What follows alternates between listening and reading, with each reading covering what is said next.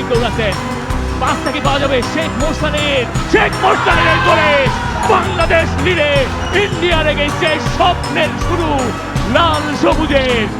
বাংলাদেশ এগিয়ে গেছে, বাংলাদেশ গোল করেছে শেখ মোরসালিন, তিনি গোলটা করলেন।